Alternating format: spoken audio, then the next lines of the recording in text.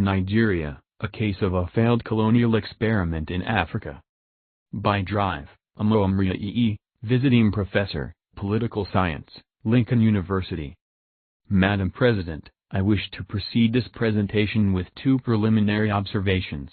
One is identify the context within which the title of this lecture is conceived, and the other is situate myself within the behavioral categories of the Nigerian modern elite.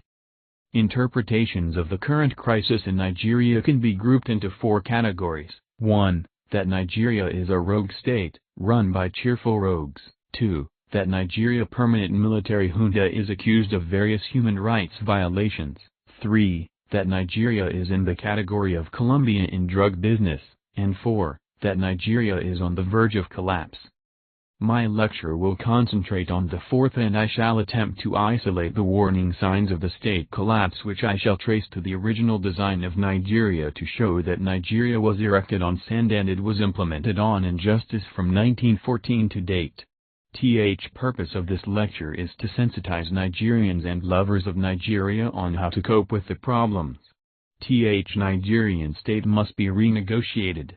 The colonial design and its implementation by the colonial successors are responsible for the imminent crisis of nationhood, and one partly, if not mostly, responsible for the first three problems identified above. Nigerians do not believe in Nigeria, they have no faith in their ruler, and they do not believe that any system would last.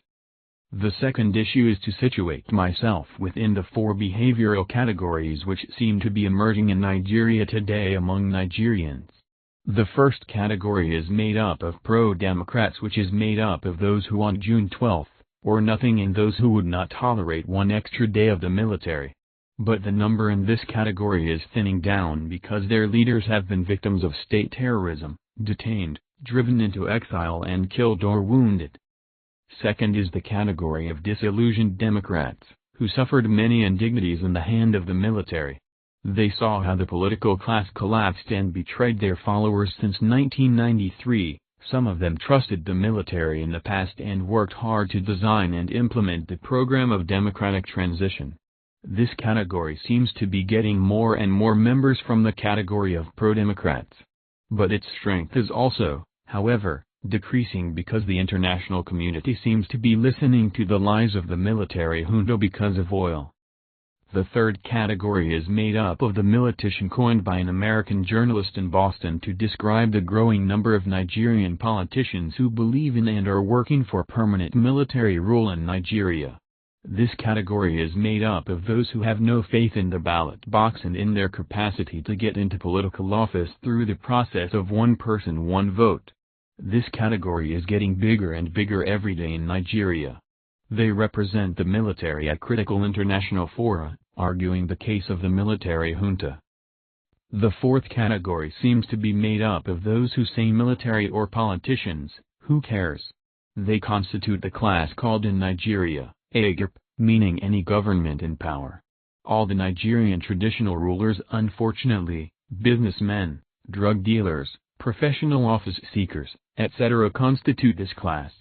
They rally round the military when the need arises and would also rally round the political class if the need also arises. The third and the fourth categories constitute the pool from which the present military junta seems to be drawing its strength. They constitute the leadership of the five new parties, understandably. The head of state seems to be leaning toward this direction. Hence, they are urging the military head of state to transform himself into an elected president. I see myself as belonging to the second category. My disillusionment is born out of experience. I once subjected to the curse placed on Nigerians by the two disillusioned nationalists, Chief Obafemi Awolowo and Dr. Nnamdi Azikiwe of blessed memory, who sought national leadership through the ballot box and were humiliated and denied their rightful place by the colonial regime, and were later to be denied through electoral fraud by the indigenous Nigerian government in 1979 and 1983. The colossal electoral fraud of 1983 shocked them so much that they had to issue statements cursing that Nigerians of my generation would not live in a democracy based on one person, one vote in our lifetime. The northern Nigerian politicians dismissed them as frustrated old politicians. Have they not been proved right? I wish to recall how upset General Ibrahim Badamasi Babangida was when the Nigerian distinguished historian Professor Tikanatammuno reminded the military in 1985 of the curse placed on Nigeria by Dr. Azikiwe, who invoked the Quran, the Bible, and traditional religion and in many languages to convey his feeling in 1983. What Professor Tammuno wanted the new military government to do in 1985 was that the new military junta should plead with Dr. Azikiwe to forgive us our sins. Nigeria did not do so before the sage passed away this year. This episode was uppermost in my mind when I pushed for the design of democratic transition and the implementation strategy based on one person one vote as soon as General Babangida became military president. I used to remind the president of the disillusionment of the two nationalists whom he learned to trust and revere. Because of them, he committed over 350 million naira to the immortalization of the elder statesmen, beginning with Dr. Azikiwe and Chief Awolowo and later Malam Aminu Kano, Dr. Joseph Jorka, Sir Ahmadu Bello and Sir Abubakar Tafawa Bello and even General Yakubu Gowon. He saw wisdom in addressing the sources of disillusionment of Dr. Azikiwe and Chief Awolowo and was confident that his regime would answer the questions arising from the disillusionment. Only Dr. Nnamdi Azikiwe lived to witness the annulment of the election won by a believer in Zik in the person of Chief MKO Abiola. What many Nigerians did not know was that General Babangida defied his constituents, military and the North, to approve the introduction of domestic monitors and international observers from mature democracies to the June 12, 1993 presidential election under my auspices. But how he could yield to the same constituencies, military and North, after June 12, 1993 to annul the product of that internally and externally validated presidential election constituted a major source of my disillusionment, and made me recall the curse placed on Nigeria by Dr. Azikiwe and Chief Awolowo that my generation would not live in a democratic Nigeria. My defense of the June 12 election was responsible for the armed attack on me on February 3, 1994 as part of the attempt by the ethno-military clique to cover up events leading to the annulment of the June 12 election. The intervention of General Sani Abacha and the wave of armed attack on those who criticized him further added to my source of disillusionment. My disillusionment was capped by the complicity of many Nigerians I worked with as a partisan politician and respected abandoned June 12 and Chief Abiola and the international community, which did not make June 12 election as a launching pad to the resolution of the crisis in Nigeria. I expressed the same feeling of the two elder statesmen at two forums, Abuja in 1994 and Harvard in 1995, that Nigerians of 40 and above would not live to see democracy in Nigeria in their lifetime unless certain actions were taken. In the course of my sojourn at Harvard in 1995-96, as a visiting fellow, Human Rights Program, Harvard Law School, I started to ponder over the original design and the implementation strategy of the creator of Nigeria between 1914 and 1960 and the successor regime since 1960 till date. This was how I came about the subject of the lecture. What did Britain have in mind? How did Britain want it implemented? What about the successor regime? Is there any continuity between the original design and the later design? Is there any continuity between the implementation of the colonial order and its successors? I found out that the design was on sand and the implementation strategy on catalogue of injustice became the colonial order and its successors did not provide for a free and fair election. These two issues are germane to the crisis facing Nigeria today. How do we return to a round table to commence the journey of making Nigeria a nation instead of the fighting to keep it one? This lecture will touch on the following issues. A. The original intention of the British colonial power which embarked on amalgamation. B. The implementation of the design through the Major Constitutional Conference of 1950. C. The resolution of the ownership question of Nigerian land, mineral and mineral oils. D. The resolution of succession question in 1959 and its aftermath. D. The politicization and ethnicization of the armed forces. And E. The evolution of a permanent ethno-military clique in Nigeria. For the understanding of the present-day crisis in Nigeria, one should identify some of the unresolved issues in Nigerian political history, which are: 1. The emergence of a permanent ethno-military ruling clique, 2. The helplessness and frustration leading to the declining political efficacy of the Southern political class, and 3. The national question, that is, a search for new basis of the Union. These issues have root in the checkered colonial history which dates back to the 19th century, when the external borders of a parcel of territory were recognized by the Berlin Act of February 26, 1885 as belonging to the sphere of influence of Britain. Britain then took steps to act in accordance with Articles 34 and 35 of the Berlin Act. 1. Nigerian history is rich with the varieties of European involvement in the areas around the two main rivers, the Niger and the Benue, and in areas where the two rivers emptied into the Atlantic Ocean called the Niger Delta. At the beginning the involvement was through commerce, later, it changed to Christianity, and finally, it changed to colonialism. This was the origin of the three C's with respect to how Britain underdeveloped Nigeria. We have representative, scholarly works on these phases. 2. Colonial basis of Nigeria and its problems. What is important in this aspect of Nigerian history was that Britain entered into different arrangements with the different nationalities, some by conquest, some by treaties of cession, and others by treaty of protection. Britain eventually disregarded its treaty-based relationships with the various traditional rulers of the nation-states and superimposed a colonial government over these territories after terminating their indigenous government.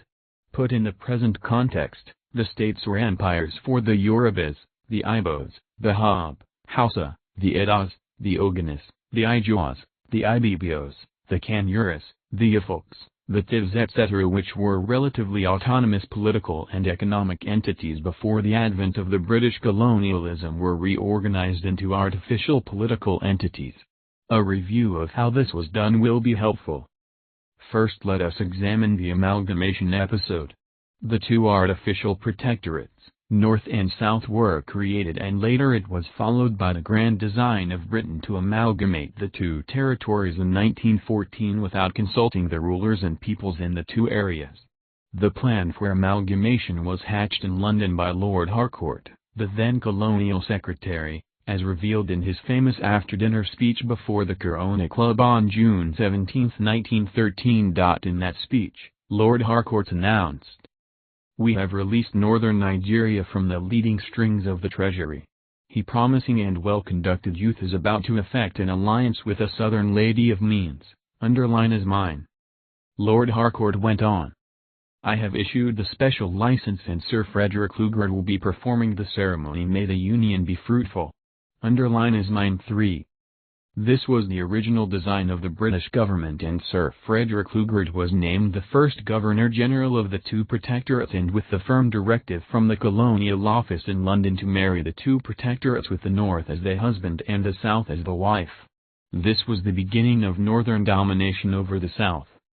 The other reasons for the amalgamation were also identified as economic expediency involving the pressing need to coordinate railway policy and the need of the large revenue of southern Nigeria to be used for the development of the whole of Nigeria and put an end to the financial difficulties of the North.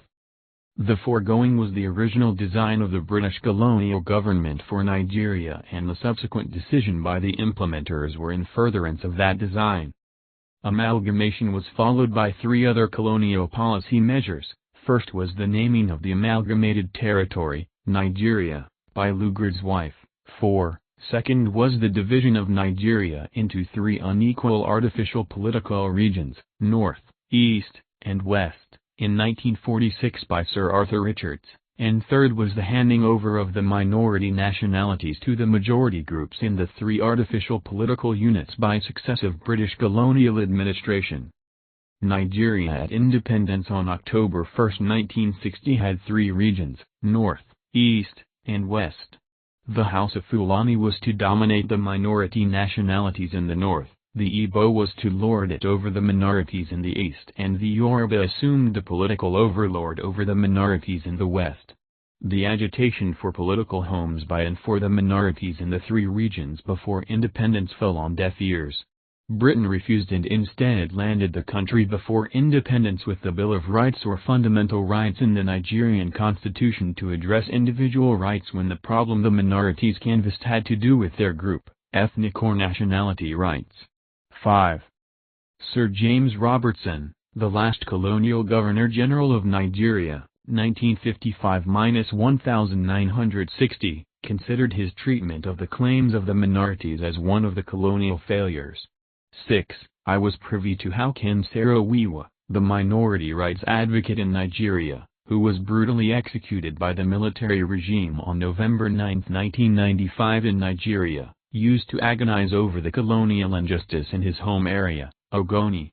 This was obvious to him from his formative days as a student in the government college, UAEA, 1958–1962, and in the University of Ibadan, 1962–65. He used to complain bitterly of the Igbo overlordship over his people in the artificial political unit called Eastern Region of Nigeria before the River State was created in 1967.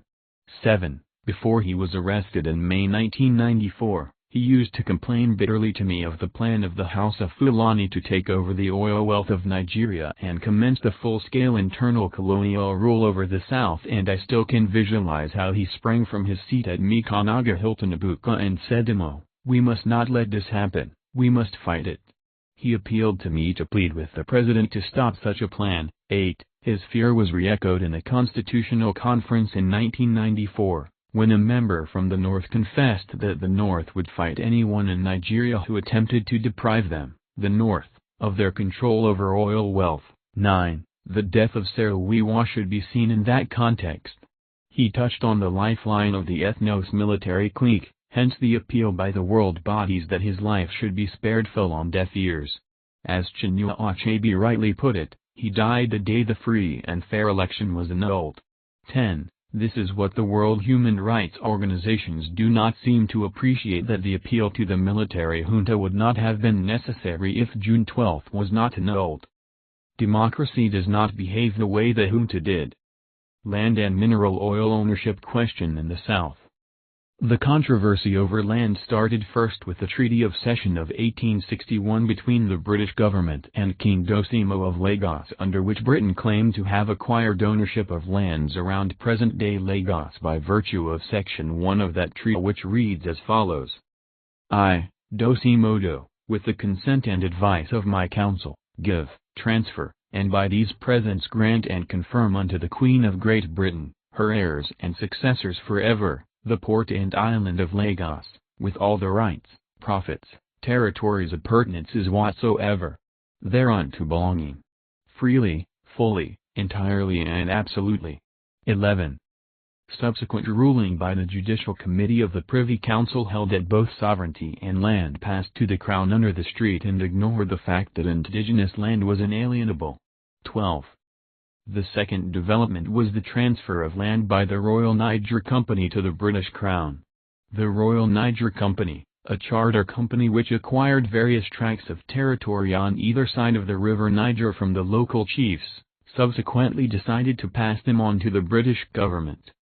Under the Niger Lands Transfer Ordinance of 1916, which says, all the lands and rights within the southern provinces of the Protectorate belonging to the Niger Company Limited on the 1st of January, 1990, shall be and are hereby vested as from the 1st of January 1900 in the Governor and Trust for Her Majesty. 13.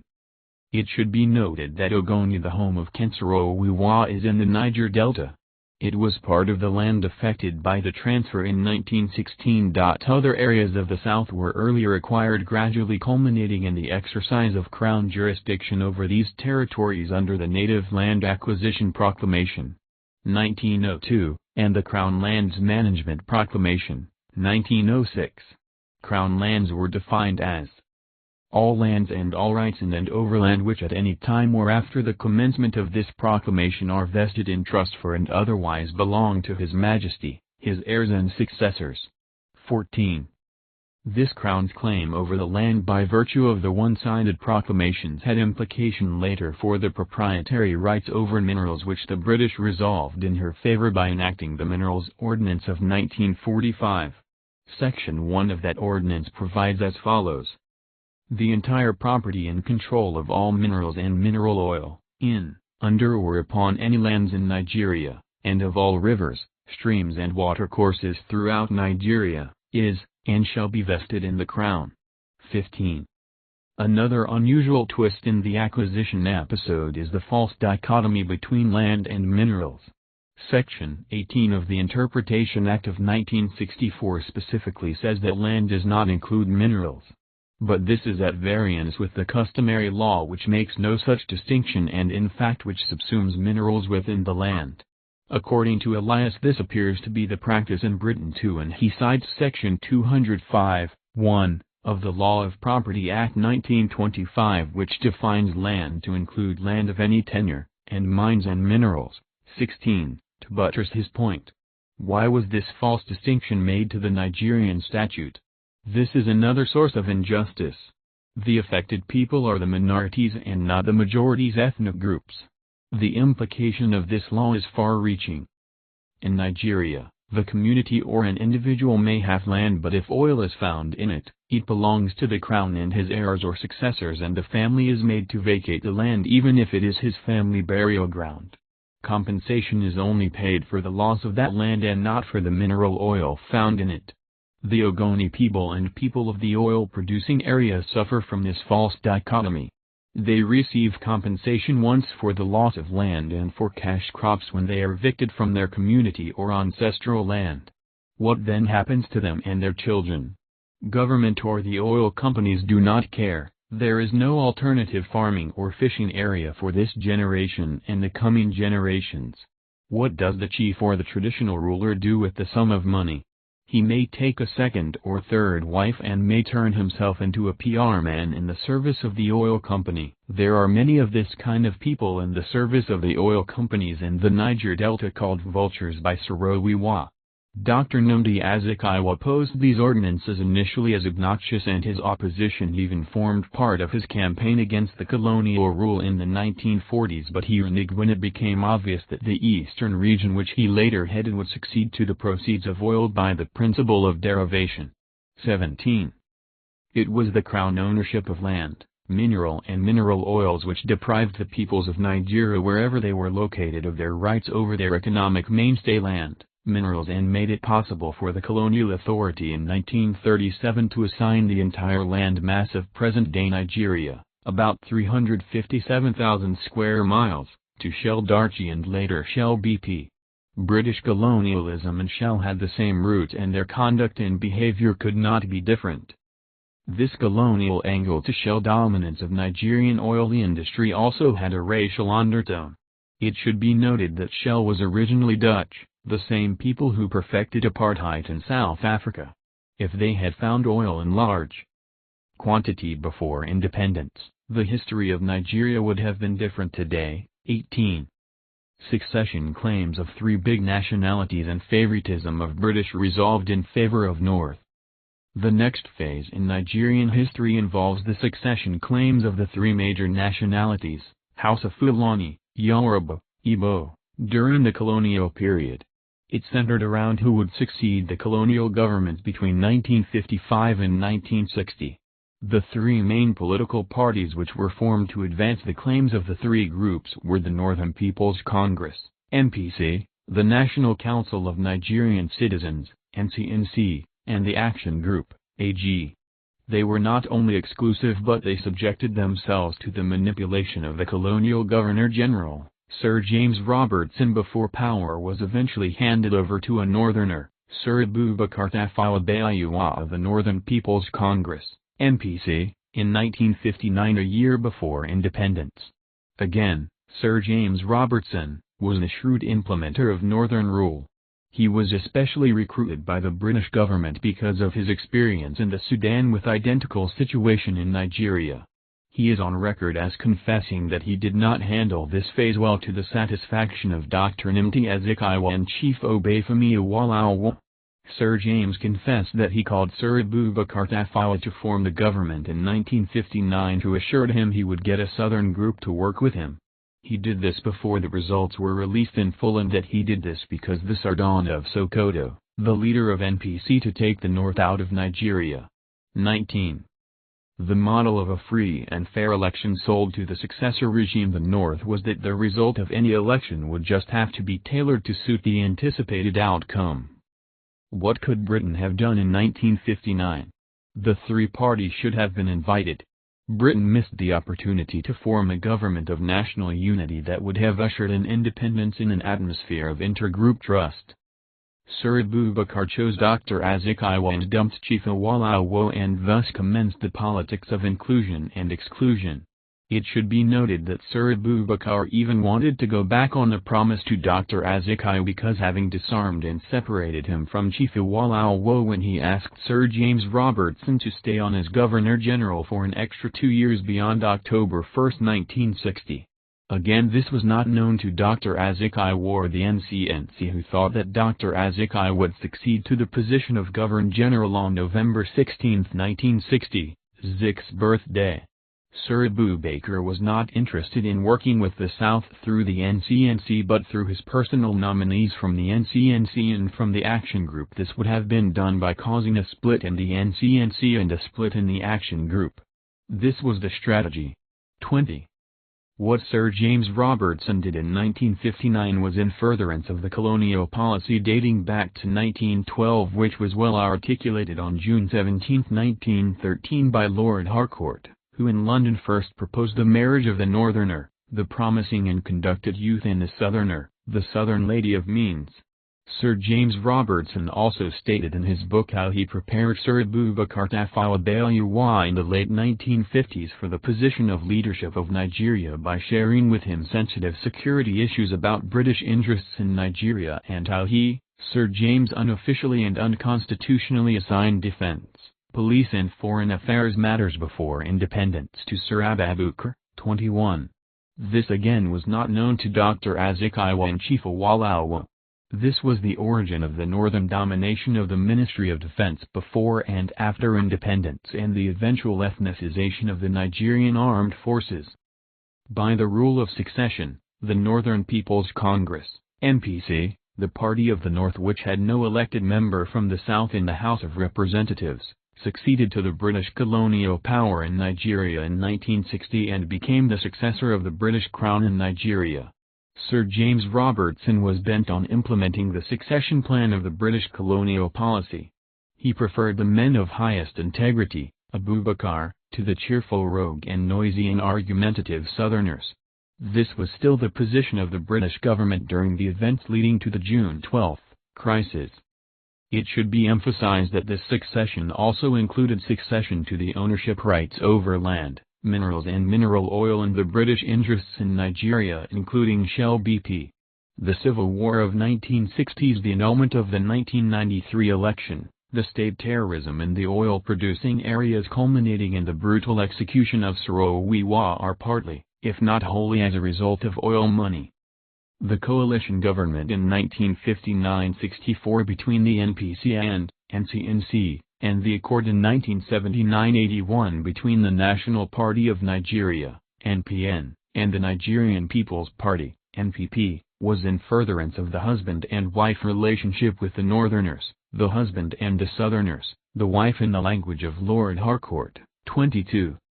Today, the Southern lady of means is richer and the bridegroom, the well-conducted youth from the North, is poorer and poorer over the years, a situation not even anticipated in 1914.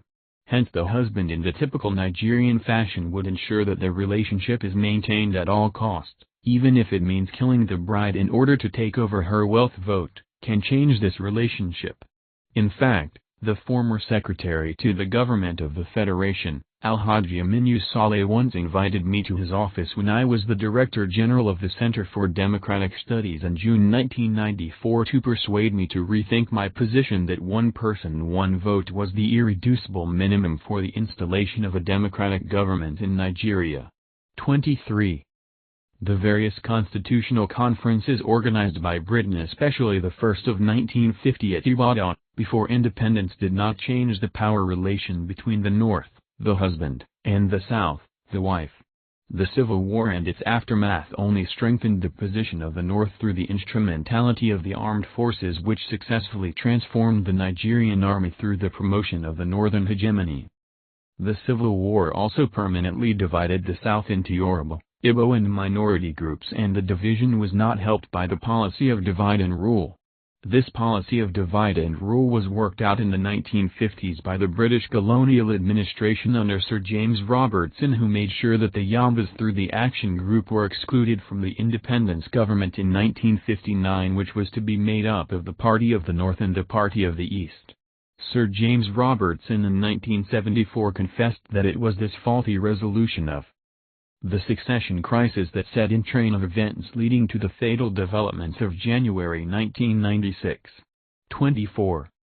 Political general and militicians. Let us discuss the emergence of political generals, which is traceable first to the politicization of the military which commenced with the first coup in 1966, second, to the full-scale ethnicization of the Nigerian army which commenced in 1975, third, to the evolution of an ethno-military clique now acting as a colonial rule over the South, fourth, to the emergence of militiation among the Southern political class.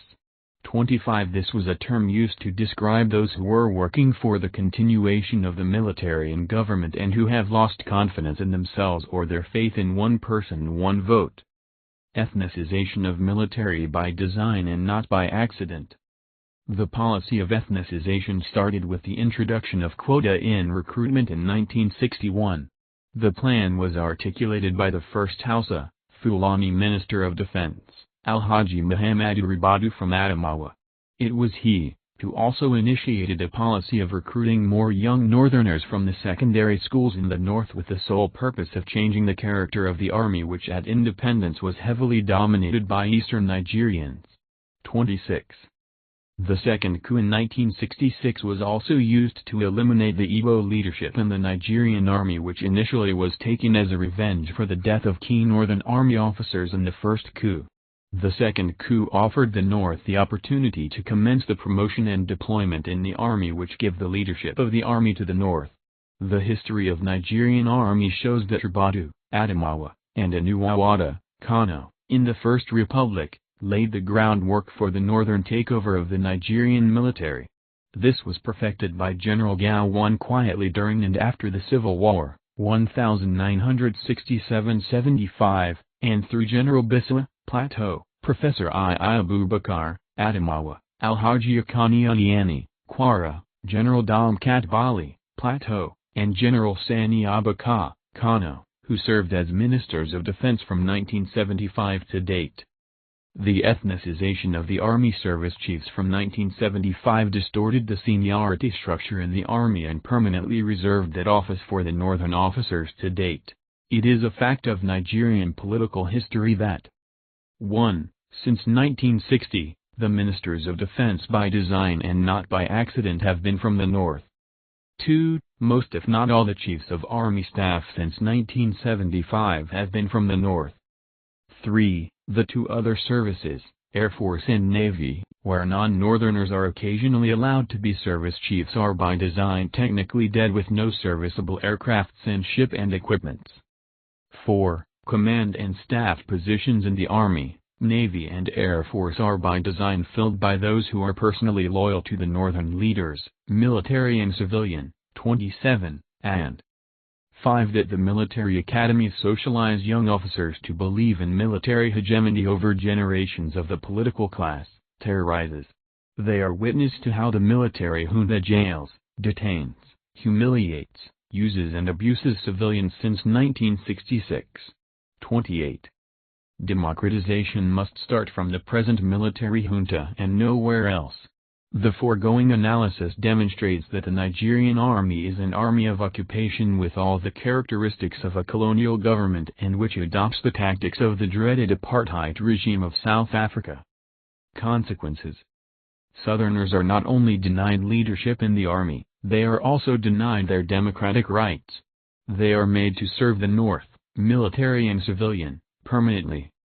No Southerner can be a military head of state or a military president because it is obvious that no Southerners command the strategic section in the army to be able to lead a coup.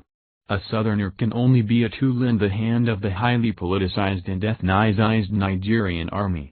We saw this in 1976, after the assassination of General Murtala Muhammad on February 13, 1976, and the succession of General Obasanjo from the south, who ruled Nigeria in the name of the North between February 1976 and September 1979.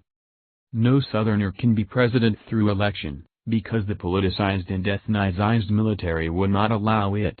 We saw this in 1993 under General Babangida. This was the real reason for the annulment of the June 12, 1993 presidential election and the intervention of General Abacha on November 17, 1993, when it became obvious that the annulment of June 12 election might be reversed through the interplay of political forces which the head of interim national government Chief Ernest Shangagna appointed by General Babangida could not control. These two issues are no-go areas for the Southerners today. But these two issues are at the root of the crisis of democratization in Nigeria. General Abacha not a solution but a continuation of General Babangida's regime. What is not quite appreciated by Nigerians and the international community is that Nigeria is today ruled by the longest-serving political general, General Abacha, in Nigerian history. What are the facts and what are the consequences? Facts and consequences. Nigeria no longer has professionally trained generals as we know them in professional army elsewhere. What we have are what the Mexicans in the 1920s called political generals. Political generals are those who assume political offices by way of the bullet and maintain themselves in office by force of the bullet and deny citizens their democratic rights. It is this denial of citizens' democratic rights that is at the root of all human rights violation in Nigeria. Political General Sani Abacha was the army officer who announced the termination of the only democratically elected president, Alhaji Shagari in Nigerian history on December 31, 1983 and became a key member of the Supreme Military Council and the General Officer Commanding, GOC, the 2 Division of the Nigerian Army. Political General Abacha was the army officer who announced the appointment of the first military president in Nigerian history in the afternoon of August 27, 1985 and stepped into the shoe of General Ibrahim Badamasi Babangida as the Chief of Army Staff of the Nigerian Army and a member of the Armed Forces Ruling Council. Political General Abacha is the longest-serving Minister of Defense in Nigerian history. Here are the facts. 1. From 1988 to December 1992, he was the Minister of Defense and Chief of Defense Staff and successfully isolated the military president and put him under his control. Maybe this was the condition for the action he took above in naming him the first military president. It should be noted that it was Political General Abacha who restored military president Babangida to his office after the attempted coup in 1990 known in Nigeria as the Okra coup attempt. It should be noted that the mutineers ransacked the State House and chased the military president out of the State House who had taken refuge in Political General Abacha's bunker. 2. From January 1993 to August 26, 1993, he was the Secretary of Defense and Chief of Defense Staff. During that period, he functioned outside the Transitional Council and was contemptuous of the winding down arrangement worked out by the military president after the botched presidential primaries in October 1992. He successfully made the military into an island unto itself, which is still the case today. 3. From August 27, 1993 to November 17, 1993, Political General Abacha was the Secretary of Defense. During this period he single-handedly annulled the appointment of Lieutenant General Joshua Dongwero as Chief of Defense Staff, named by President Babangida at the same time that General Abacha was named the Secretary for Defense. He single-handedly extended the tenure of office of the service chiefs, Army, Navy and Air Force and Police, beyond August 26, 1993 to September 17, 1993, during which period, the service chief joined him to purge the armed forces of the officers, so-called IBB boys, he suspected would not be loyal to him. All these actions, he took without the knowledge of the head of state, interim national government, ING, Chief Ernest Shagagna. He even moved beyond the armed forces. He vetoed all the ambassadorial appointments approved by General Babangida, which included Omo Omoruyi, U.S., Humphrey Nosu, Trinidad and Tobago, Sam Ovbare, Japan, and Dr. Tunji Olagunju, Germany. 29 President Babangida's nomination of Professor Nosu was a mixed message to the country and the world, especially in the context of what he was reported to have done with the June 12 election. This was the excuse General Abacha used to veto the list. Phased election is a booby trap. The tragedy of Nigeria today is that the present junta made the members of the political class and the world to believe that the junta was prepared to commence the democratization through the process of phased elections. We saw this before, and Nigerians should not be made to go through it again. Nigerians should not be deceived, because even if the local government, state government, etc. were civilianized, the political military would still create a crisis at the stage of presidential election, as long as the real reasons for annulling the free and fair election of June 12, 1993 remain undiscussed and unresolved. I had advised the general that he should see the Constitutional Conference of 1994 as an opportunity for the Nigerian leaders to be taken into confidence by the ethno-military clique that annulled the June 12 election on the real reasons or the sources of the genuine fears of the military, the Northerners, etc., and the conditions under which the ethno-military clique would allow a shift in power to take place. Instead, the Constitutional Conference, which was even undemocratically constituted, operated on the agenda of the junta and not on what would guarantee the democratic rights of Nigeria. I am aware of the genuine fears of the ethno-military clique, including present leadership of the military junta, the NRC governors of states of Kano, Cross River, Akwa Ibom, Kaduna, where Chief Abiola's success changed the political landscape, and the Northerners of the Northern Elders Council, who had since 1960 been living on the federal government and the Sultan of Sokoto, then which General Babangida was faced with in 1993. General Babangida took me into confidence on all these issues on June 21, 1993, and pleaded with me to work out a consensual plan which would take care of these fears along with upholding the June 12 election. This was worked out by me and my staff of the CDS for President Babangida, but it was rejected by the ethno-military clique, who had made up their mind that they would not have anything to do with Chief Abiola, and finally settled for annulment in the night of June 22/23, 1993. The present military leadership cannot claim ignorance of all these. We should also know that the issue of rotational power sharing among artificial 6 zones is a booby trap. It is used by the junta to get the politically marginalized ethnic groups in the south, mostly from the former Biafra, to believe that within 30 years the baton would get to their turn. This is a political landmine. The change that would have taken place in 1993 would have resulted from the interplay of political forces and not due to the legal instrument which was to be guaranteed by the military fiat. The catch in the rotational power sharing is that political General Abacha gave himself or his junta the responsibility that he or his junta would guarantee that the rotation, which is to commence in 1998, successfully serves the 6 zones and end with the 6th zone in 30 years' time, that is 2028. The message political General Abacha is sending to the world in his transition program is that this military junta or its surrogate would be in power for 30 years to ensure that the 6 zones have their turn with the presidential villa. Then the question, can the military guarantee this when it was unable to organize a democratic transition after a free, fair and credible election of June 12, 1993? This is the real agenda of the military junta, to stay in power for 30 years. Way out. Lesson from South Africa. Political General Sani Abacha should be made to understand that Nigerians are yearning for democracy, and like South Africa, the order of election should be the office of the president. The political class of 1985-93 trusted the former President General Babangida and believed that the phased elections would be concluded with the presidential election on schedule in spite of the various changes in the timetable. The political class bought the stage-by-stage or progressive reduction of the military participation ratio in the political process, only to be disappointed and ambushed on June 23, 1993. Why should the political class believe in a phased election again if they are honest with their people? They should tell Nigerians that they are not the militicians and vultures. Nigeria is again tricked into believing that politicians should get involved in forming political parties and be prepared to assume political responsibilities from the base and work their way up, only to be ambushed in 1998 by those who want a political general to transform himself into a candidate of a political party. There's evidence of this already, and this happens to be the West African model recently. Why can't the military junta learn from the South African experience?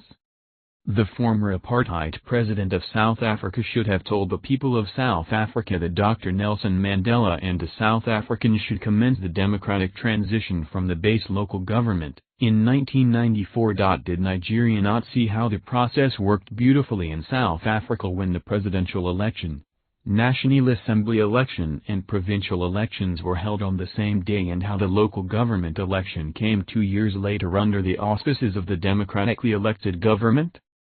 The only vacancy in the eyes of South Africans and the world was in the office of the president. Once that was filled, the world, including political general Stanley Abakel, went to South Africa to join the people there in celebration. The Nigerian journalist who reported how the Nigerian delegation was treated like a night soil man in a restaurant is languishing in jail on the accusation that she had prior knowledge of a coup plot against the junta.